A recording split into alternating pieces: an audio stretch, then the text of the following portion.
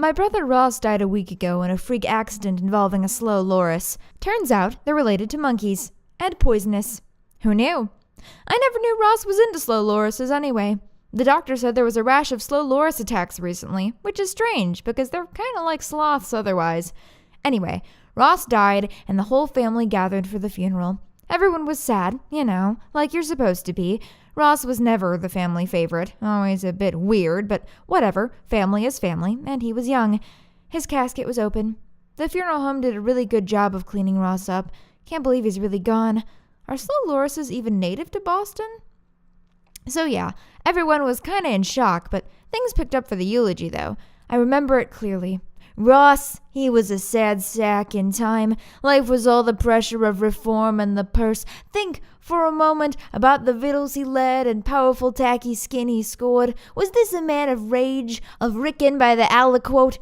No! Ross knew the battery encapsulation of a full life. Like, I remember when he and we and they and he all went to the shivering place, and there was just too much marshmallow. Tallow fat. We all cringed and wailed, but Ross, no siree, he just split open the pustules and boom, esophageal ulcers for everyone. Oh, that cousin Johnny. Always such a riot. By the end of that, we were all in stitches.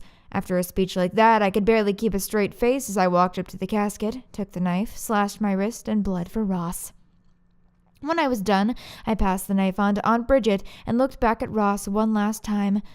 That's when I noticed something weird. His gut was beginning to expand. I stuck around to watch as this bulge in Ross's belly started bursting through his tucks, all purplish and pulsating. In the middle of Uncle Earl's turn to bleed, that growth ruptured, spraying Earl and me and Friar O'Reilly and Johnny in a real pale concoction that was like half blood, half pus. Did you know that the spleen is the home of up to half of the lymphocytes in the body? I didn't. Still don't.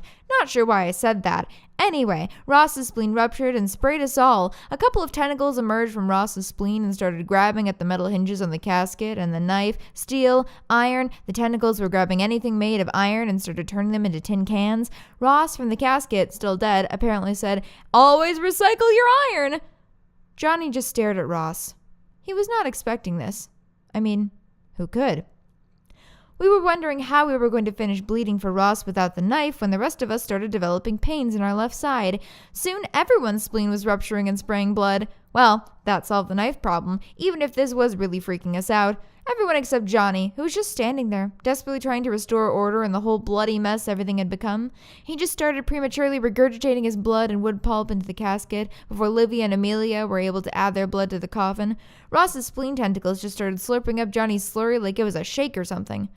Johnny was distraught. There was no way to fill up the casket now. Also, everyone was bleeding out their sides and making a mess of the church. We were all pretty much running around confused. So I guess that's why no one noticed when this bloody human in a hot London suit and spats rose out of Ross's abdominal cavity.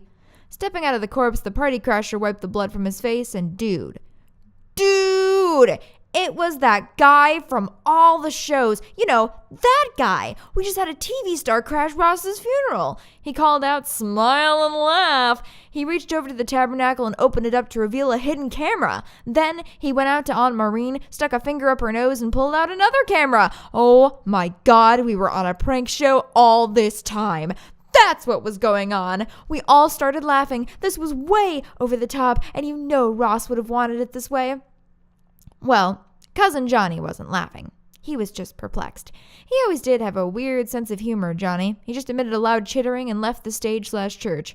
The announcer closed with, "Spleen, storing blood, recycling nutrients, producing lymphocytes, and making laughs. They were associated with melancholy in the past, but they provide nothing but mirth and merriment now. Is there anything that this oft-neglected organ can't do for us? We hope you enjoyed a good deep belly laugh and had a chance to vent your spleen. Vent your laugh. Come laugh with us. And remember, laugh is fun." I had forgotten how fun funerals are. We should have them more often.